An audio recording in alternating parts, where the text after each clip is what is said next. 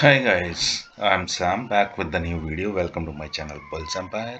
तो guys आज हम डिस्कस करेंगे एक स्टॉक के बारे में, बट उससे पहले डिस्क्लेमर है कि ये कोई बाय सेल की रिकमेंडेशन नहीं है. It's only for the informational purpose. और अगर कोई आप इन्वेस्टमेंट डिसीजन बनाते हैं तो उससे पहले खुद की रिसर्च जरूर कीजिए. और सेकंड थिंग, इसमें मेरी या मेरे क्लाइंट्स की पोजीशन हो सकती है गाइस. तो let's start the video guys. Company का नाम आपके सामने लगा है, रामा फॉस्फेट. तो बेसिकली एक एग्रो केमिकल कंपनी है. और इस कंपनी के फंडामेंटल्स पे हम पहले चलते हैं, उसके बाद स्टॉक को टेक्निकली डिस्कस करेंगे. तो गाइस ये इसके फंडामेंटल्स हैं. मार्केट कैप कुछ 539 करोड़ की है. जो प्राइस टू अर्निंग रेशियो यानी वैल्यूएशन है वो 8 की 8.25 की है. बुक वैल्यू 152 की है. तो बुक वैल्यू से जो करंट प्राइस है वो ऑलमोस्ट डबल पे ट्रेड हो रहा है. तो गाइज हाई बनाया है 517 का और लो लगा है इसका आज तक का 240 का, मतलब 52 वीक्स. ROC आप देखिए 40 के आसपास है. ROE जो है 30 के आसपास है. फेस वैल्यू 10 की है. इंडस्ट्री PE 11.5 की है. तो इंडस्ट्री PE से आपको लो वैल्यूएशन पे मिल रहा है. एंटरप्राइज वैल्यू 581 करोड़ की है. इंट्रिंसिक वैल्यू जो है 861 की है गाइस. इंट्रिंसिक वैल्यू जो है वो ऑलमोस्ट करंट प्राइस से 3 गुना ज़्यादा है, जो इसकी फेयर वैल्यू है. इंट्रिंसिक वैल्यू होती है fair value. Free cash flow जो है 17 करोड़ के आसपास है. प्रमोटर होल्डिंग एग्जैक्टली 75% है.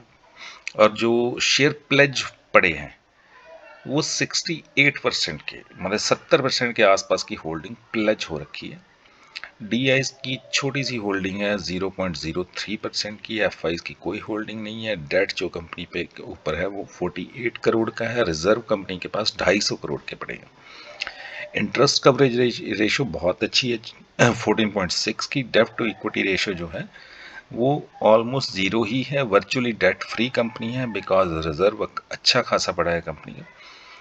प्रॉफिट ग्रोथ जो है वो 18.3% की है. करंट रेशो 2% की है. करंट रेशो यानी एसेट कितनी है एज कंपेयर टू लाइबिलिटीज. तो जो एसेट्स हैं वो कंपनी के पास डबल है लाइबिलिटीज से.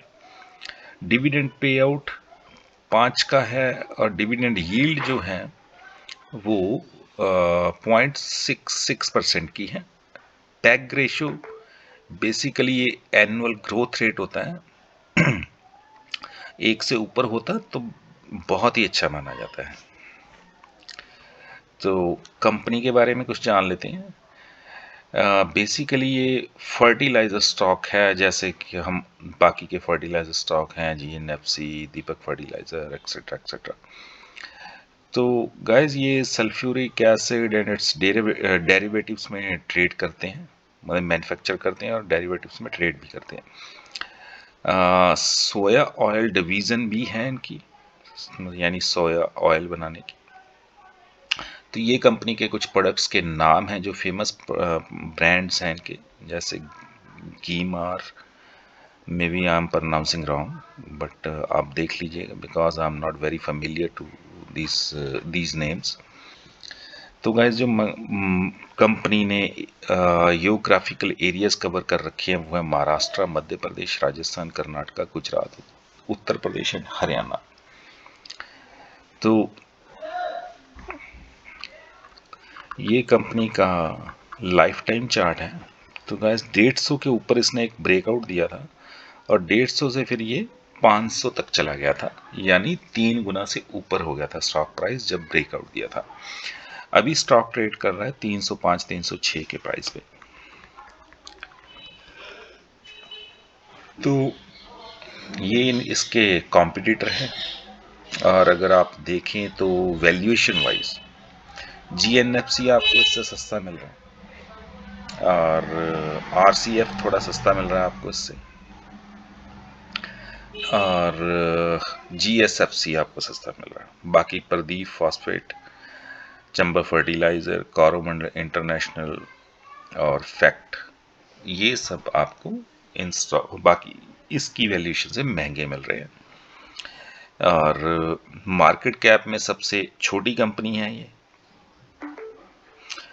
और क्वार्टरली रिजल्ट्स पे चलते हैं गाइस। तो गाइस ये जून 2019 से लेकर जून 2022 तक के क्वार्टरली रिजल्ट हैं, यानी 3 साल के। तो देखिए 6 करोड़, फिर 3 करोड़, 7 करोड़, फिर 2 करोड़, 7 करोड़, 11, फिर 13 हुआ, 20 हुआ, अब 23 हुआ, अब 21 हो गया, और पिछले क्वार्टर में 6 करोड़ था, अब 15 करोड़ आया। तो अगर ईयर ऑन ईयर देखें तो जो प्रॉफिट है वो डिक्लाइन हुआ है, बट जो क्वार्टर ऑन क्वार्टर देखें तो प्रॉफिट जो है वो ऑलमोस्ट डबल से ऊपर आया है। मार्जिन्स ऑलमोस्ट स्टेबल हैं 14, 15 एंड 16% के बीच, क्योंकि जो मैक्सिमम मार्जिन के लाइफ टाइम हाई मार्जिन है वो मुझे लगता है 16% के हैं। अदरवाइज इनके मार्जिन जो हैं 5, 7 कुछ ऐसे ही रहते हैं। तो मार्जिन अगर हम पिछले कुछ क्वार्टर्स में देखें तो मार्जिन बढ़ रहे हैं। ठीक है, मार्जिन का बढ़ना मतलब कंपनी की जेब में पैसा ज़्यादा जा रहा है प्रॉफिट से, मतलब प्रॉफिट ज़्यादा आ रहा है। तो ये प्रॉफिट एंड लॉस अकाउंट है गाइस, ये आपको ईयरली प्रॉफिट्स बताता है कंपनी के। अगर आप देखें तो 11 साल पहले 33 करोड़ का प्रॉफिट आया करता था, जो अब ऑलमोस्ट डबल हो चुका है 11 साल में या 10 साल में। 10 साल में कंपनी डबल प्रॉफिट बनाना शुरू कर दिया है कंपनी ने। बीच में 2 साल 2014 और 15 कंपनी लॉस मेकिंग कंपनी रही है। और कैश फ्लो देखें तो गाइज ये कैश फ्रॉम ऑपरेटिंग एक्टिविटी जो होता है ये मेन होता है, जो आपको देखना होता है कि नेट प्रॉफिट तो पॉजिटिव हो सकता है बट कैश फ्लो फिर भी नेगेटिव हो सकता है। बिकॉज द थिंग इज कि कंपनी के कुछ ऐसे एक्सपेंसेस होते हैं जिनको वो नेट प्रॉफिट से माइनस नहीं कर सकती in the profit and loss account. But basically cash flow आपको ये बताता है, या फ्री कैश फ्लो, कि सारे खर्चे निकाल के जो वो वहाँ पे प्रॉफिट एंड लॉस अकाउंट में नेट प्रॉफिट में से डिडक्ट नहीं कर सकती थी, वो सारे खर्चे निकाल के भी कंपनी की पॉकेट में कितना पैसा बचा है, तो वो ऑलवेज पॉजिटिव रहा है। It's a good thing. और अगर आरओसी देखें गाइस तो आरओसी आप देखिए बीच में काफ़ी साल कम रही है, बट अभी फिर ये इंक्रीज होने लगी है। 2021 में 29% की आरओसी थी, अब 40% के आसपास है, और 2011-12 में भी ये 40% के आसपास थी। और एक चीज़ और देखनी है हमें, वो इन्होंने दिया नहीं, वो नहीं एनीवे कोई बात। तो प्रमोटर होल्डिंग पिछले 3 सालों से या 4 सालों से कांस्टेंट है, कोई चेंजेस नहीं। डीआईज ने यहाँ पे 7.07% थी, अब उनकी कांस्टेंट है पिछले 6 क्वार्टर से यानी 1.5 साल से सॉरी गाइस, 1.5 साल से कांस्टेंट होल्डिंग है डीआईज की, और पब्लिक की भी हम बोलेंगे 25% के आसपास है। तो गाइस ये थे इस कंपनी के फंडामेंटल्स, और आई गेस कि इनमें से कुछ भी ऐसा नहीं है जो जिसके मतलब का ना पता हो। करंट रेशो मैंने आपको एक्सप्लेन कर दी, पैग रेशो मैंने वो भी आपको एक्सप्लेन कर दी, और इंट्रिंसिक वैल्यू जो फेयर वैल्यू कहते हैं जिसे हम, तो फेयर वैल्यू भी आपको मैंने एक्सप्लेन कर दी कि अच्छी खासी आ रही है कंपनी की, ऑलमोस्ट 3 टाइम्स है। तो let's get back to the chart guys. तो गाइस ये स्टॉक अभी आपको एक सपोर्ट लेवल पे मिल रहा है जो कि है 300 के आसपास का। यहाँ पे इसने ब्रेकआउट दिया था 288 पे। चलो हम इसका बीएससी का चार्ट निकालते हैं, वो एक्चुअली उसमें डाटा हमें ज़्यादा मिलेगा।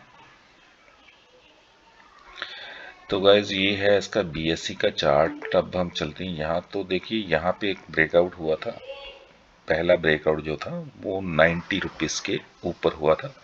उसके बाद फिर ये रुका नहीं, 90 के बाद कॉन्टीन्यूसली भागता रहा और इसने 500 का हाई बनाया, यानी 5 गुना पैसा कर दिया था। अब ये कंसोलिडेशन में है, आप देख पा रहे हैं कि एक तो इसका ये सपोर्ट बनता है 294 या 5 के आसपास का, और अगर यहाँ से नीचे गया तो फिर नेक्स्ट सपोर्ट इसका जो बनेगा गाइस, वो आई गेस कि 240 का सपोर्ट बन सकता है, क्योंकि ज़्यादा पुरानी कंपनी नहीं है। देखिए लिस्ट हुई थी 2019 में, और लिस्ट हुई थी ऑलमोस्ट 80 के प्राइस पे लिस्ट हुई थी।